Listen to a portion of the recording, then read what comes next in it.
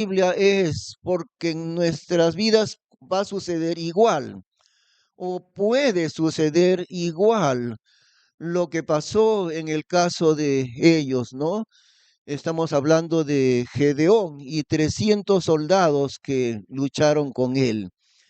Y lo que está escrito es para nuestra propia vida. Siempre, siempre va a ser así.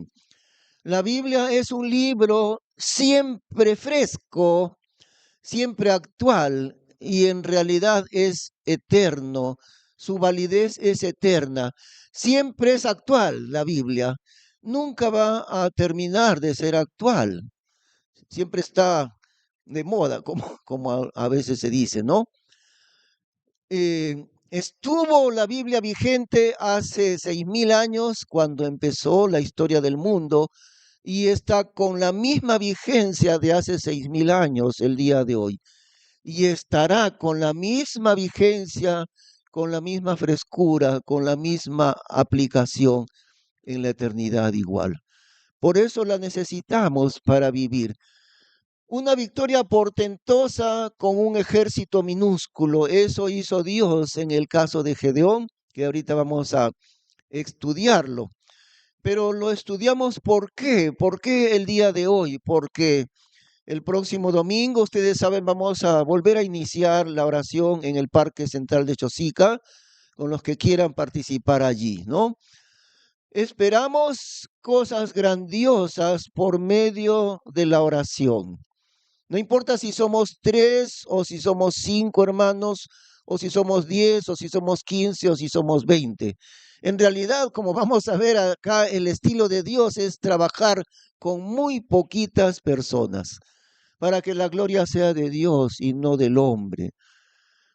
El mismo 21, el próximo domingo, los hermanos de Arequipa, Pastor Luis Huerta, el distrito de Cerro Colorado, Arequipa, van a estar simultáneamente con nosotros empezando otra vez, ¿no? A orar, Operación Elías. Pero por eso queremos enfocar una victoria tan grande de Dios con un grupo tan pequeño de personas. Estamos bien convencidos, hermanos, que Dios escucha la oración que nosotros hacemos a favor del Perú. Ya lo ha estado haciendo. Nosotros no sabemos cómo Dios mueve las piezas del ajedrez de la historia, pero la Biblia nos dice diversas veces que Dios es quien controla el desarrollo de la historia.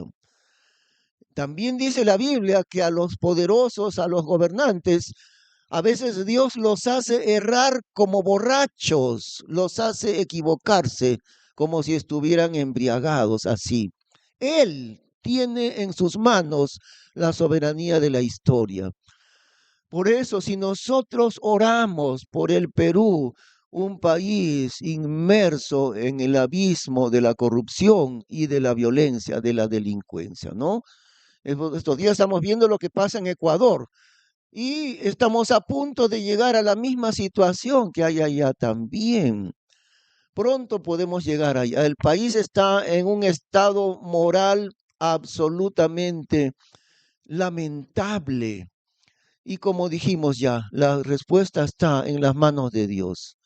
Pero Dios no obra hasta que sus hijos no se lo piden. Y si el pueblo de Dios no le pide a Dios obrar, Dios no lo hará. Dios no lo hará. Hay un pasaje en el Antiguo Testamento que, bueno, no está aquí, pero Dios busca una sola persona que le pida misericordia por la tierra de Israel, porque Dios dice, estoy listo para descargar mi castigo sobre la tierra de Israel. Estoy listo para hacerlo. Y luego Dios dice, y busqué entre ellos hombre, o sea, un solo hombre que hiciese vallado entre mí y la tierra para no destruirla. Un solo hombre que pidiese misericordia de Dios, que pidiese perdón a favor de Israel. Pero no había ni siquiera uno. Y Dios dice, como no encontré ni uno solo que me pidiese misericordia, Por tanto, descargué mi ira sobre este pueblo. Y eso es asombroso, porque si Dios hubiera encontrado uno solo, Dios hubiera tenido misericordia para no castigar. Por eso estamos completamente convencidos, hermanos, la oración de nosotros, la oración de los hermanos de Arequipa, puede cambiar la historia del Perú. Es tan importante entenderlo. En nuestras manos está el destino de nuestra patria. No está en las manos del Congreso ni de la presidencia de la República. Está en las manos de los hijos de Dios. Cambiar el destino y la historia del Perú. En realidad, pues está en las manos de Dios, pero como siempre encontramos en la Biblia, Dios no actúa hasta que el hombre no se lo pide. Saben que cada vez en las 10 plagas que vinieron en Egipto sobre ellos, ¿no? Las 10 plagas terribles que vinieron. En cada uno de esos casos, Moisés era el que tenía que desencadenar la plaga, pidiéndole a Dios. Y luego, para que termine la plaga, él tenía que pedirle a Dios. O sea, Dios no hubiera detenido la plaga si Moisés no se lo pedía. Así que 20 veces, para que venga la plaga, Dios se lo pedía a Dios. Y para que cese la plaga, de nuevo Moisés se lo pedía a Dios. Es como que Dios hace al revés y se sujeta al hombre, ¿no? Pareciera que es así. No, no es así, pero cada vez que Moisés le pedía, Dios descargaba el castigo sobre Egipto. Y cuando Moisés le pedía, Señor, ahí nomás, ya detén tu plaga, Dios detenía la plaga. Tan grande es la oportunidad, hermanos, que nosotros tenemos de cambiar el rumbo de este país. En nuestras manos está, aunque en realidad no en nuestras manos, sino en las manos de Dios. Pero Dios actúa por la oración de su pueblo, siempre lo hará, ¿no? Ahora vamos a examinar lo que pasó en el caso de Gedeón. Dios quiere hacer cosas muy grandes, pero para hacerlo, Él se vale de muy poca gente.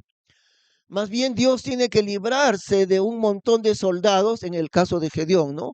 Que no serían útiles en la batalla.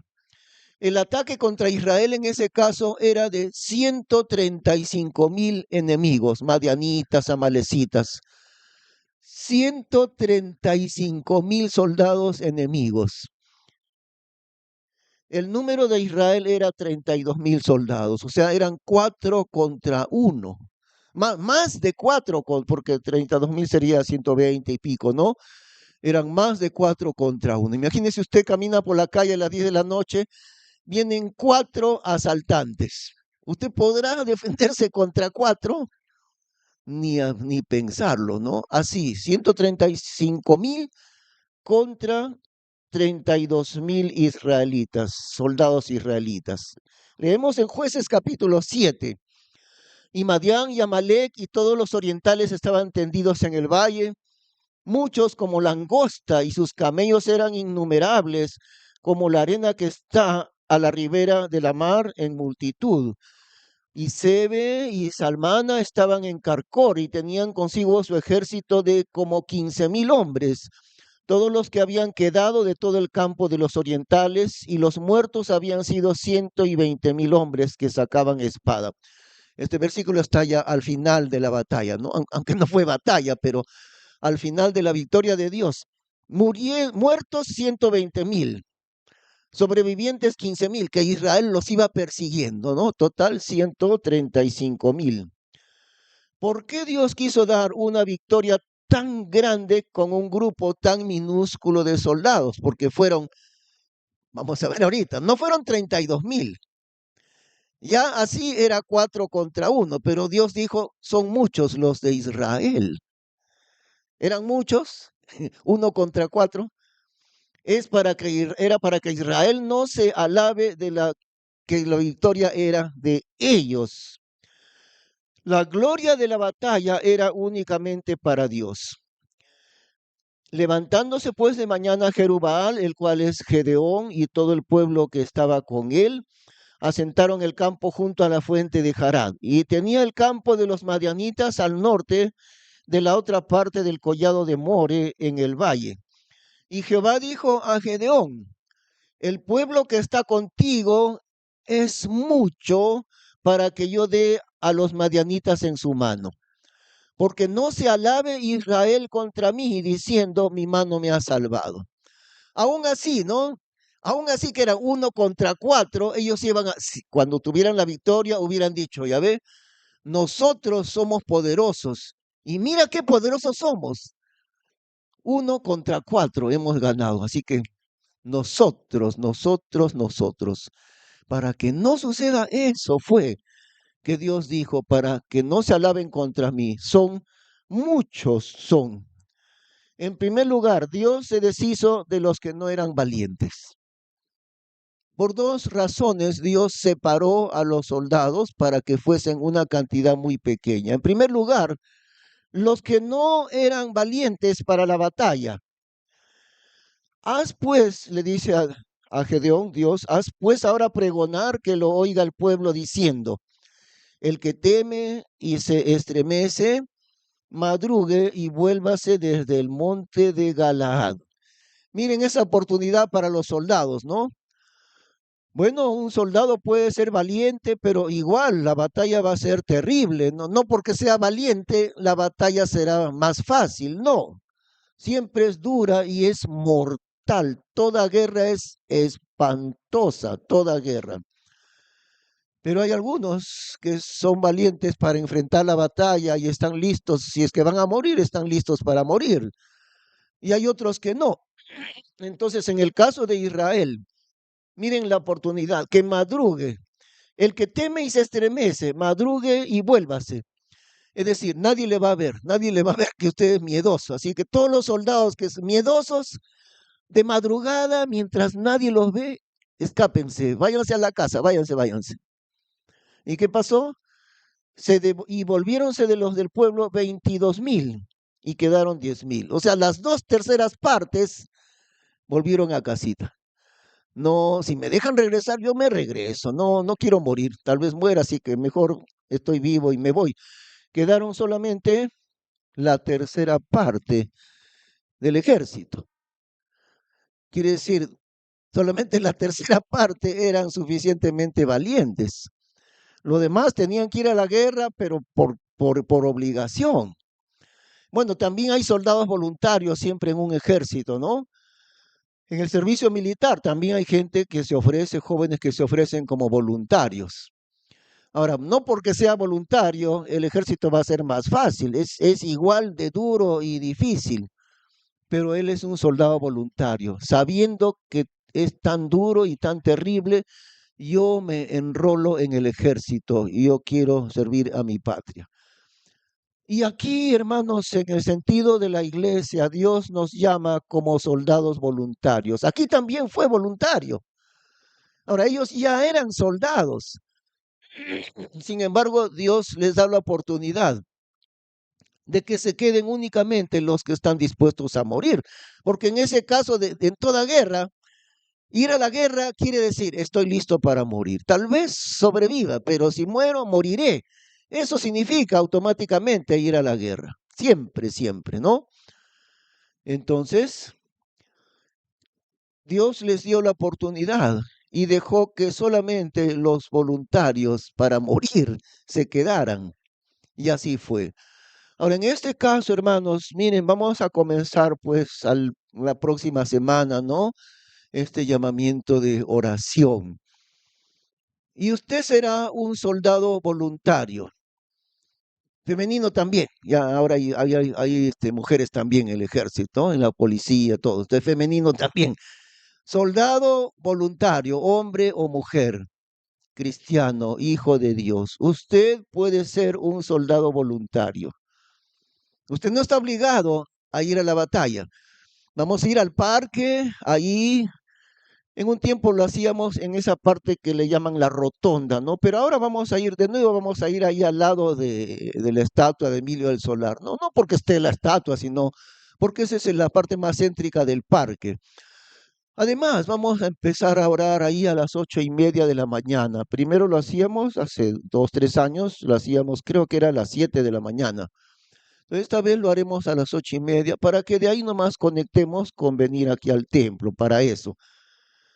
Entonces a las 8:30 de la mañana habrá un poquito de gente circulando. Los domingos no hay mucho, pero siempre habrá.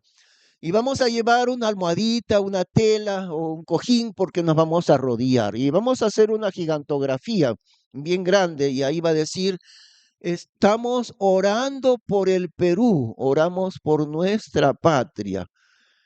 Es decir, sin ningún temor, sin ninguna vergüenza, nos vamos a rodear y la gente que pase nos van a mirar. No creo que nos hagan retirar. Durante todo el año que estuvimos en el 2021 o 2020, no nos han hecho retirar. ¿Ah? Los serenazgos pasaban y nos veían orar y no decían nada hasta ahora. No está prohibido en el Perú ir a orar. Y la gente se va a asombrar. ¿Qué es esto? Orando por el Perú. Usted puede ser hombre o mujer, soldado voluntario. No le pedimos servicio militar obligatorio, porque si no, entonces cada uno iría a la fuerza, ¿no? Como aquí años atrás, cuando yo era chiquillo, el microbús de Lima Chosica pasaba por el parque y los pasajeros subían. Subía un muchacho de 18, 20 años, ya estaba ahí. No se dio cuenta, pensaba que iba a Lima, pero adentro estaban los soldados y le decían, muy bien, siéntese ahí. Libreta militar, no tengo, ya, de frente al cuartel. Y así estaba el micro lleno de, lleno de pasajeros. Si tenía libreta militar, decía, ya bájese. Si no tenía libreta militar, al cuartel. No, que mi mamá, ¿qué mamá? Vamos de frente al cuartel. Nada, aquí no existe mamá, papá, aquí no existe nada, de frente al cuartel. Y el mismo día le rapaban la cabeza y ahí está, al día siguiente ya era soldado, ¿no? Eso era servicio militar obligatorio. Usted, hermano, le llamamos no al servicio militar obligatorio, pero llamémosle servicio militar voluntario. ¿Bien? Usted puede enrolarse ahora, porque esto no va a ser nada fácil. Todos quieren descansar un poco más el domingo. Usted no va a poder descansar el domingo. Ahora, tampoco es demasiado temprano, ¿no? Las 8:30 de la mañana, pero exige un poquito de sacrificio, aunque sea un poquito, que en realidad yo pienso que ese no es ningún sacrificio grande, pero llamémosle, entre comillas, un sacrificio, ¿no? Sacrificio es otra cosa en donde el evangelio es perseguido. Allí hay sacrificio, donde los persiguen hasta la muerte. En otros países, ahí sí hay sacrificio. Y nosotros no estamos conscientes de cómo Dios nos ha dado la puerta abierta del evangelio en este país. Un día podría llegar la persecución del evangelio. Pudo llegar en los años 90.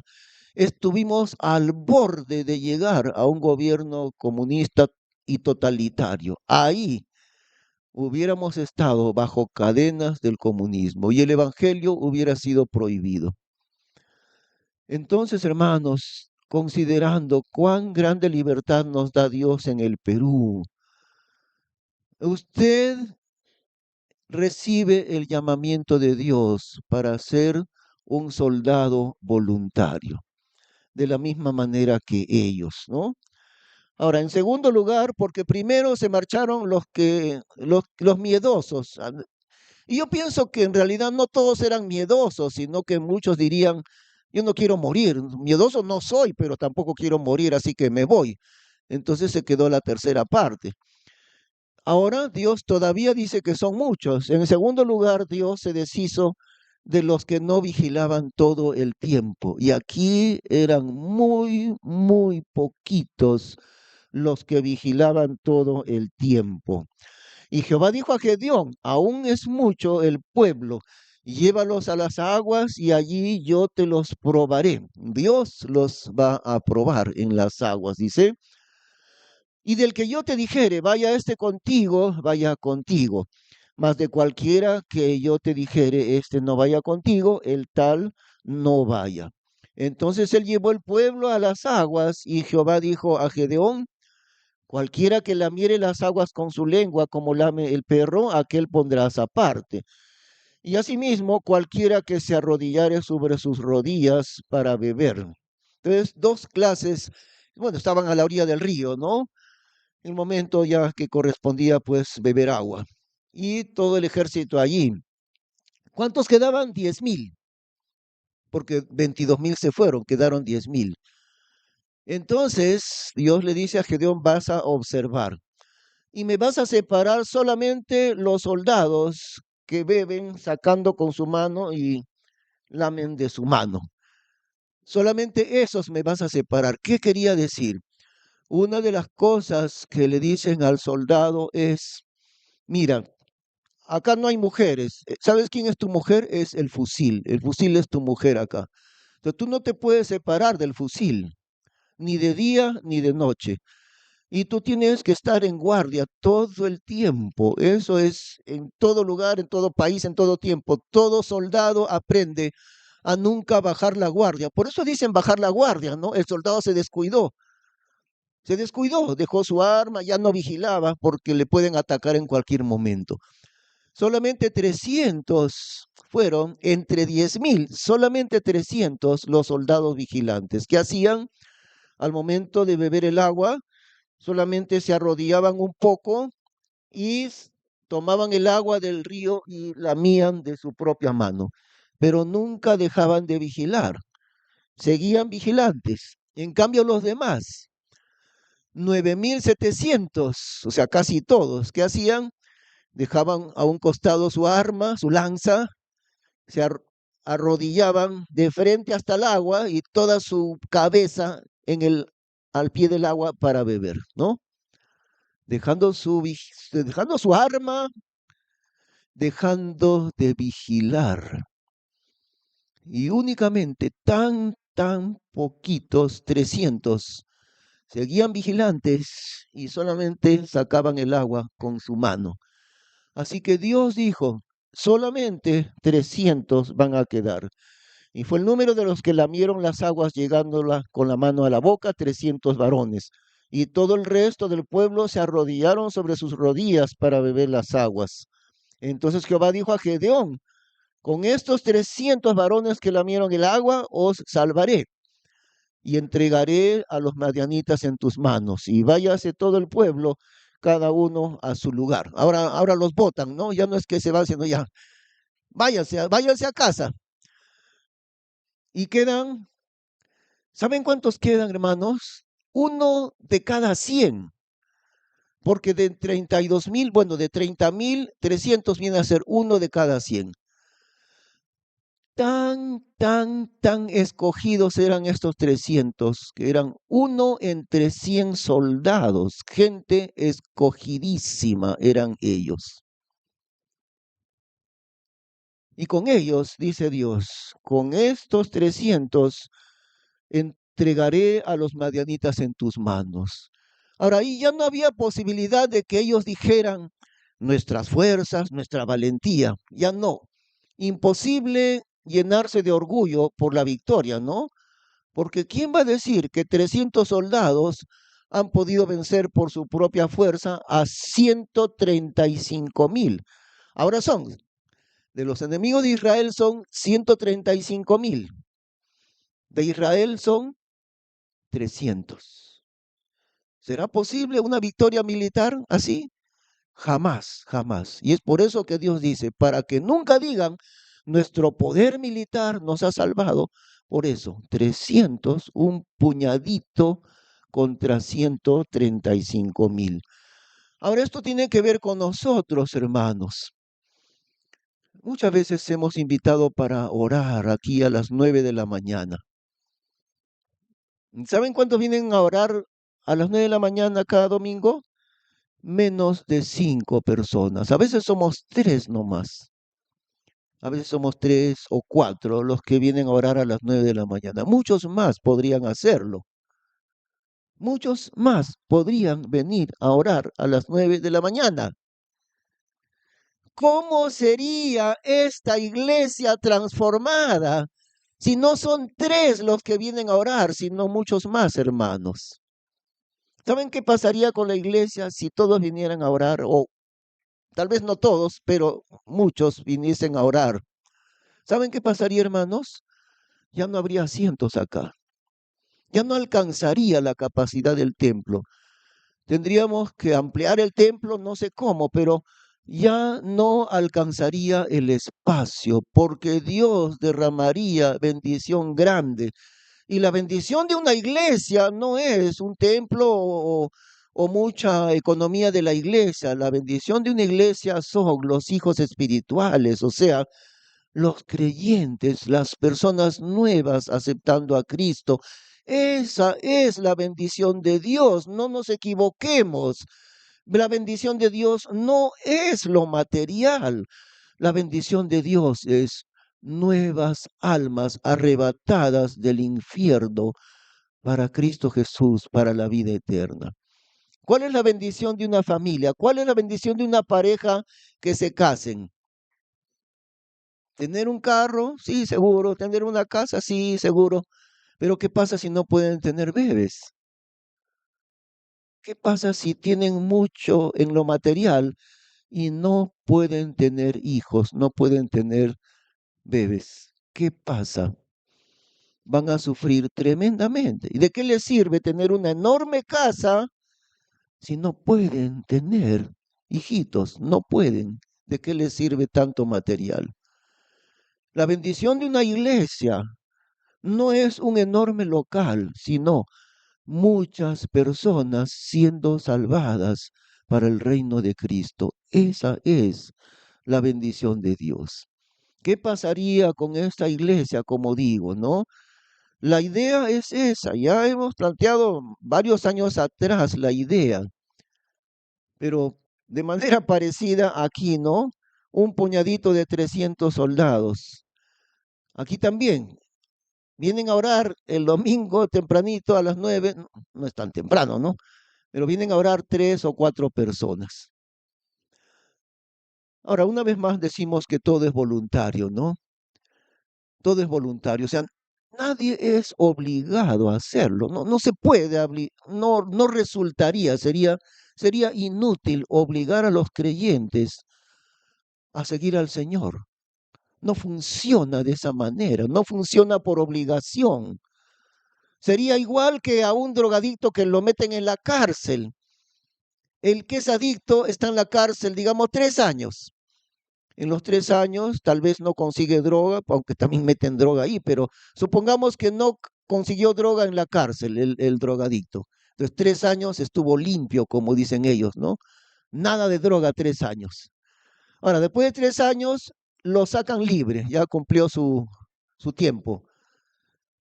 ¿Saben qué hace a los 5 minutos de salir de la cárcel?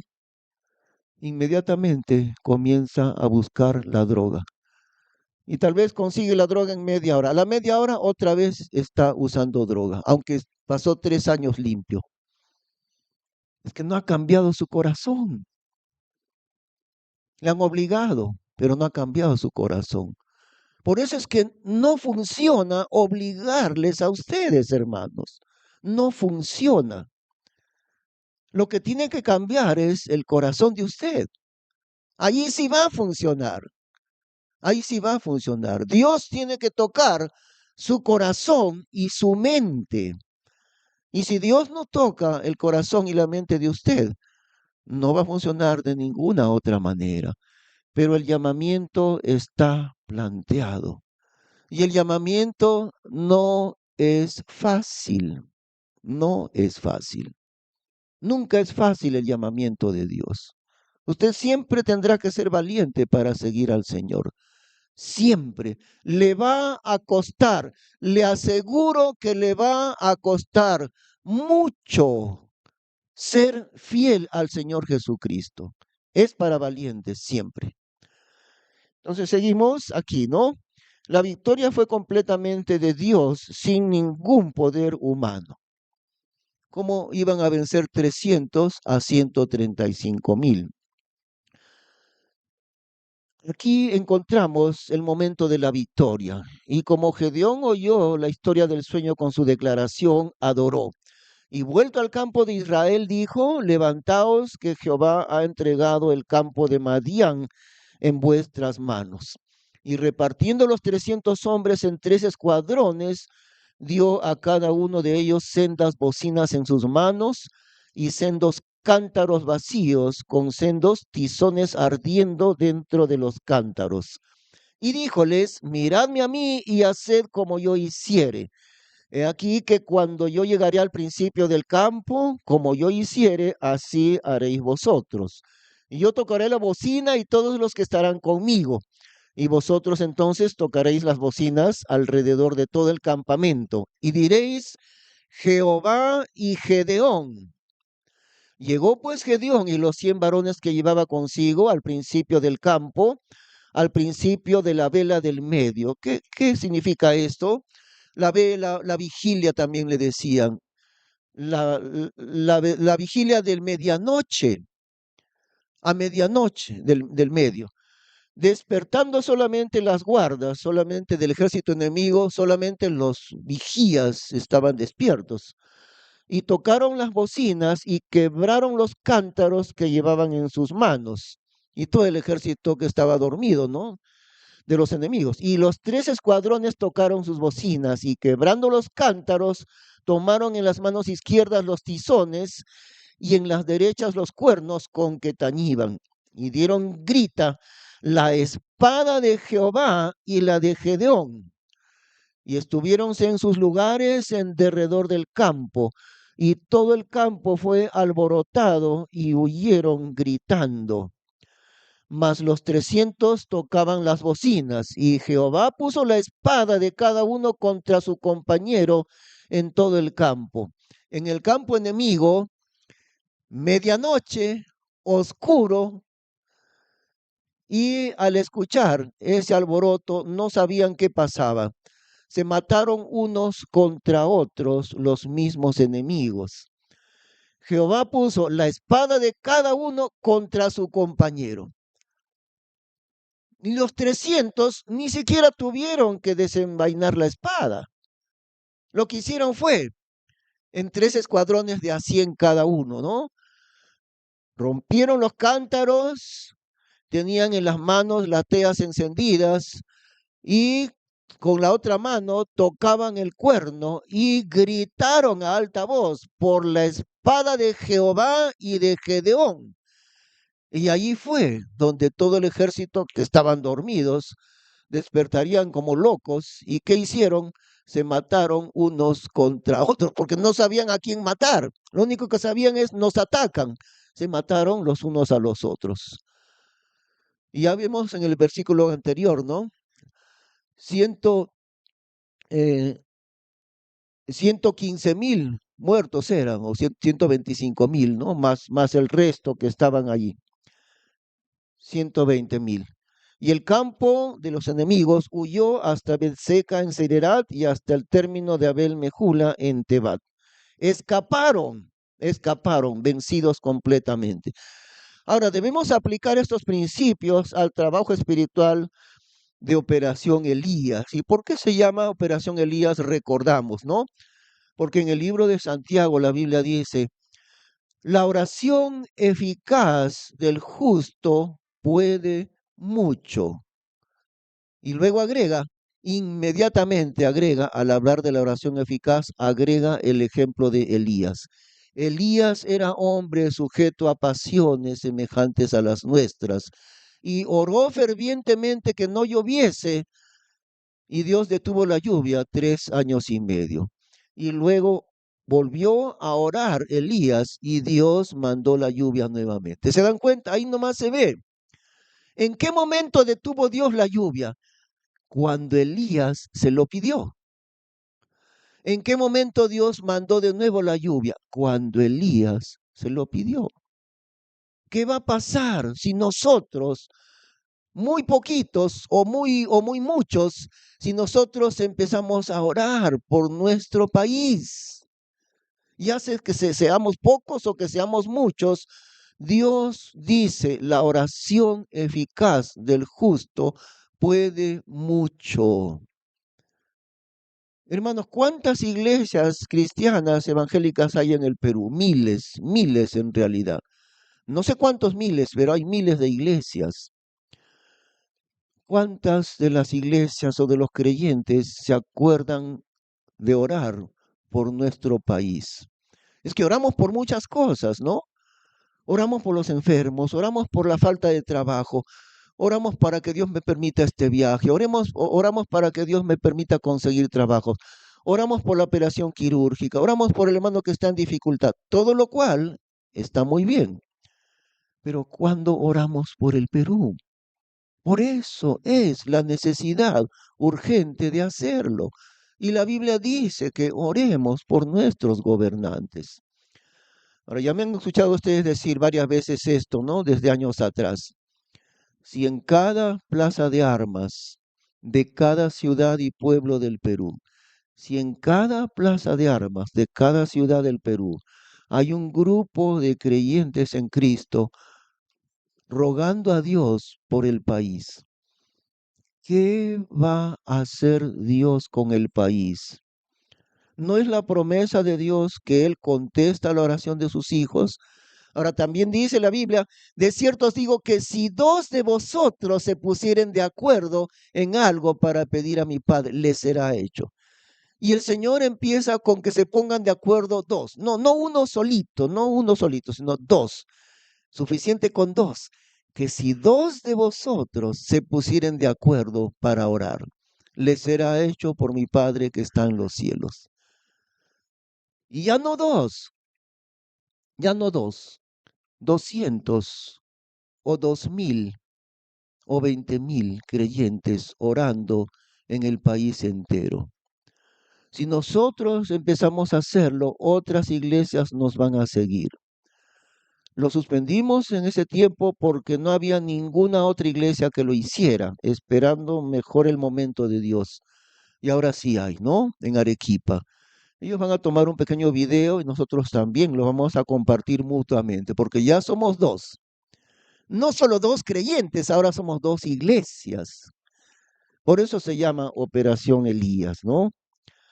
Desde el próximo domingo, el 21 de enero, nuevamente iremos al Parque Central para orar por nuestro país. Recordemos los tres motivos principales de oración en Operación Elías. En primer lugar, pidiendo que Dios abra la puerta de salvación para millones de personas en nuestra patria. ¿Y por qué millones? Porque Dios no quiere que pidamos poco. Si nosotros estudiamos bien la Biblia, hermanos, Dios nunca es un Dios de cosas chiquitas ni cosas mezquinas. Dios siempre es un Dios de cosas grandes, generosas, poderosas, portentosas. Ese es nuestro Dios. Y si podemos pedir para que miles de personas se conviertan a Cristo a lo largo del Perú, también podemos pedir para que millones de personas se conviertan a Cristo. Es el mismo pedido, lo que cambia es el alcance de nuestro pedido. Recuerdo mucho al hermano Redford Trammell, misionero Redford Trammell, que ya está ancianito él, pero varias veces ha estado con nosotros aquí, ¿no? Ustedes recuerdan. Bueno, bastantes años atrás, en realidad cuando comenzamos a la Iglesia Bautista de Chaclacayo en 1990, y él me estaba ayudando a pensar en conseguir un terreno para esta nueva iglesia. Entonces él me decía, hay algo interesante y misterioso de parte de Dios en cuanto a un local de iglesia, me decía, ¿no? ¿Por qué? Porque algunos pastores dicen, Señor, quiero pedirte un terreno para 200 personas. ¿Y sabes qué? Dios le contesta la oración. No tan fácil, pero Dios le contesta la oración y él, su iglesia, consigue un terreno con capacidad para 200 personas. Pero ¿sabes cuál es lo asombroso? Otro pastor igualito está comenzando otra obra misionera nueva. Pero este no pide terreno para 200. Él pide un terreno para 2,000 personas. ¿Y sabes qué? Me dijo. Exactamente igual, como Dios le contesta al que pide un terreno de 200, exactamente igual, Dios le contesta al que pide un terreno para 2000 personas. También. Y entonces, ¿por qué tenemos tan poquita fe? ¿Por qué? Hemos estado orando desde años atrás, hermanos. En realidad, desde el año 2013, aquí tenemos a nuestro vecino y pasando el vecino hay un terreno vacío que Dios lo tiene guardado para esta iglesia. Desde el año 2013 empezamos a orar. Cuando no tenía cerco, los sábados a las 7 de la mañana entrábamos ahí al terreno y orábamos. Señor, guárdalo este terreno para más adelante poder comprarlo. Y hasta ahora está guardado. Hasta ahora está guardado. Algunos ya saben cómo es la historia de ese terreno, ¿no? Una dueña que vive en Canadá, que es de acá, de Chosica, pero la dueña que vive en Canadá iba a construir ahí y dijo, 4 pisos, 5 pisos, me enseñó a mí los planos y después de eso regresó y dijo, usted dijo que querían comprar el terreno, ¿no? Sí, sí, sí, señora, sí. No sé qué ha pasado, pero ya no voy a construir. Y ella me dijo que los planos nomás le habían costado como $5,000, nada más los planos. Después de 15 días, 20 días vino diciendo, no sé qué ha pasado, pero ya no voy a construir. Ahí va a estar ese terreno, no sé en qué momento lo venderé, ahí está. Acá le doy mi teléfono, me dio su teléfono, me dio el teléfono de su sobrino que vive acá en Lima, etcétera. Dios ha obrado. Todavía está guardado ese terreno, es más grande que este. Y empezando de cero, se puede construir ahí un local como para 400 personas o algo así, ¿no? Aunque en realidad el crecimiento de la iglesia ya no está tanto en un local muy grande, porque todo se ha vuelto digital, todo se ha trasladado al Internet, ¿no? Este mismo culto, por ejemplo, en este mismo momento se está transmitiendo en vivo por el Facebook. Hay varias personas que siguen el culto por el Facebook en vivo en este momento y queda grabado en YouTube, etcétera, ¿no? Entonces los medios digitales hacen que una iglesia, aunque no sea de local muy grande, puede expandir su alcance grandemente a través del internet y eso cada vez es mayor eso. Por eso aprendemos a pedir en grande, primer motivo de Operación Elías, que Dios abra la puerta de salvación para millones de personas en nuestra patria. Eso quiere decir, para que Dios traiga un avivamiento espiritual muy grande en nuestra patria. Ahora, quiero confesarles algo, hermanos. A mí me da miedo seguir pidiendo así, pero tenemos que seguir pidiendo que Dios traiga un despertar espiritual muy grande del Evangelio. ¿Por qué me da miedo? Porque pueden venir desgracias increíblemente grandes en el Perú. Por eso es que me da miedo. Pero consecuencia de esas desgracias que Dios traiga, va a venir la salvación de millones de personas. Por eso, en realidad da miedo orar, pero tenemos que hacerlo. Tenemos que hacerlo. En El Salvador, en Centroamérica, en los años 80 creo que era, o en los años 90 por ahí, había guerra civil.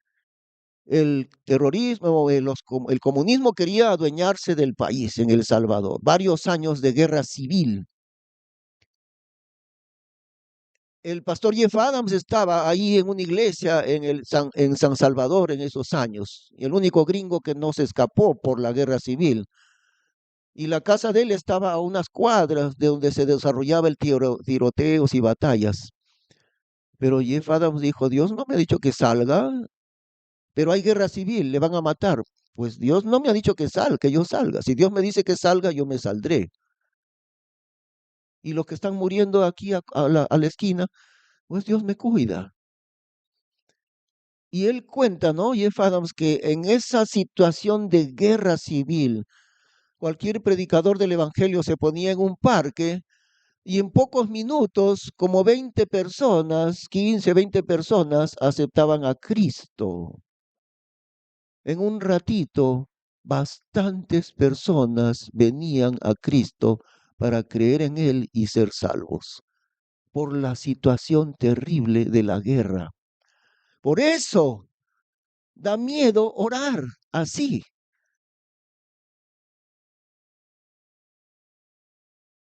Pero eso es a lo que Dios nos ha llamado.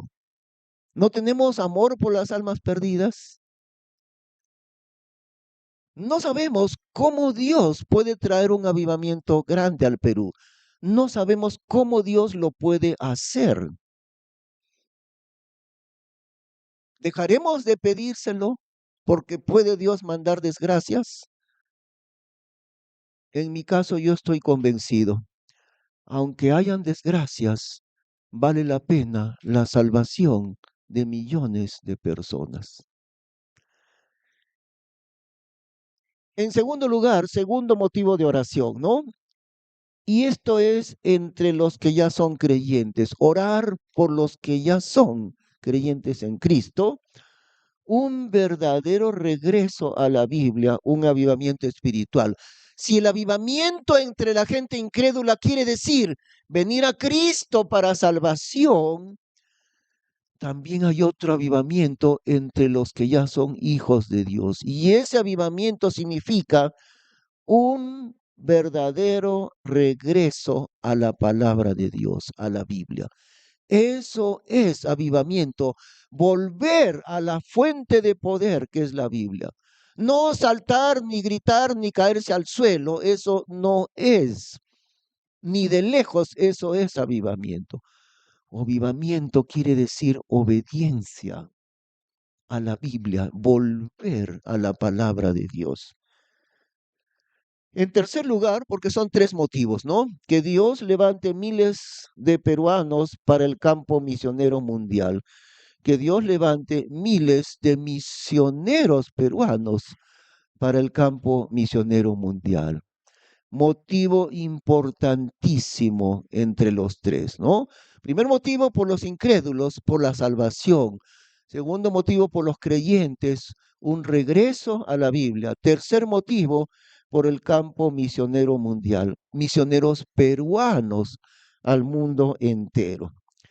La tarea de oración cada domingo no será nada fácil, requiere bastante sacrificio, requiere disciplina, requiere cumplimiento, requiere puntualidad también. Recuerde cómo Dios pidió a los que no eran valientes que podían regresarse de la batalla. Si usted no tiene valentía, entonces no se enrole como soldado. Está bien, no, no está usted obligado a ser soldado. Pero ¿dónde está su valentía? Esa es la pregunta. Y usted tiene que ser un soldado vigilante y disciplinado. Los que andaban al descuido, ¿no? Dejaban el arma por un lado y se arrollaban todo completamente al agua. Usted tiene que ser un soldado vigilante y disciplinado. No puede hacer esta tarea al descuido. No lo puede hacer. Y aquí tenemos otro problema, por ejemplo, ¿no? En el trabajo de la obra misionera de 1 de Mayo. Tenemos que felicitar a algunos hermanos que trabajan con mucho cumplimiento, diligencia, esfuerzo, ¿no? Está el hermano Mario como pastor de esa obra misionera, lo hace muy bien, los hermanos que le ayudan, pero nos hace falta mujeres, mujeres soldados. Y había una soldado que ha viajado, es la hermana Jessica. Esa soldada Jessica lo hace muy bien, ¿ah? Pero ahora se ha ido a Pucallpa, no sabemos cuánto demorará. Ella dice un mes, no sé cuánto. Y ahora no hay, por ejemplo, hoy día mismo, no hay damas, no hay ninguna mujer para 1 de Mayo. Y a veces van y luego se olvidan. Al siguiente domingo se olvidan que necesitan mujeres en 1 de Mayo. Por eso estamos diciendo esto. No puede hacer la tarea de Dios al descuido. Quiere decir, hoy día sí y mañana ya no. Usted no puede servir a Dios de esa manera. Voy cuando me acuerdo y luego ya no voy. Mejor no vaya, mejor no vaya. Porque si usted va a ir, comprométase como soldado de Cristo o soldada, mujer también. ¿Ven? Recuerde que se fueron a casa, ¿no? En el caso de Gedeón, los que no eran vigilantes todo el tiempo. Para el domingo en la mañana, con esto concluimos, ¿no? Próximo domingo y también cada domingo. Tenemos el siguiente horario. Hora de llegar a 8:30 de la mañana. Usted no puede llegar 8:30. Usted tiene que llegar 8:15. ¿Ya? Esa es la hora de 8:20. Tiempo de oración en el parque. Se puso la oración hasta las 9. Solamente media hora. Después de eso, tenemos un tiempo para dirigirse a la iglesia. Hemos dicho caminar, pues. No se puede venir en taxi, pero también caminar. 15 minutos para venir desde el parque hacia la iglesia. Tiempo de oración en la iglesia de a 9:45. Ya porque aquí es ya 9:45. Para. Entonces, media hora de oración, media hasta las 9. Media hora de oración aquí en la iglesia, de 9:15 a 9:40. Motivo de oración por el motivo de oración en la iglesia por la ¿eh? No mezclamos ambos. Estando aquí, oraremos. Pues, y estando en el parque, oramos por el Perú. ¿Eh? Ahí. Entonces, no es tanto sacrificio. La pregunta es esa. Si no es tanto sacrificio, ¿cuánto puesto a este que no? Ahora, ¿quién se da cuenta? He preguntado, levante la mano y nunca lo he hecho, pero eso no quiere decir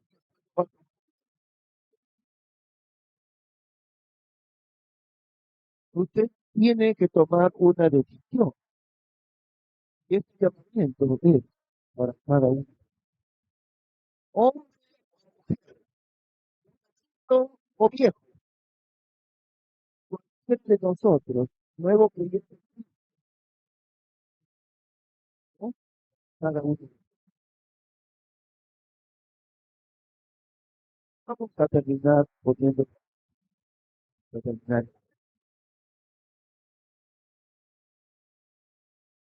Te damos las gracias, por Padre Celestial, porque tú nos has hecho un llamamiento el día de hoy. ¿Cuántas cosas puedes tú, Señor, hacer en medio de tu iglesia a través de hermanos y hermanas que se consagren a la oración? ¿Cuánto puede cambiar esta congregación? Y es por aquel compromiso. Tú te compraste nuestra razón.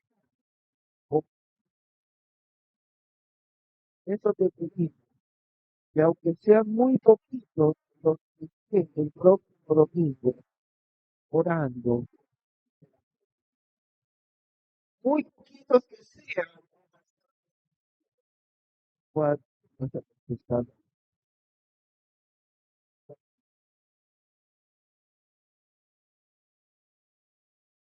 Vamos a cantar el último himno.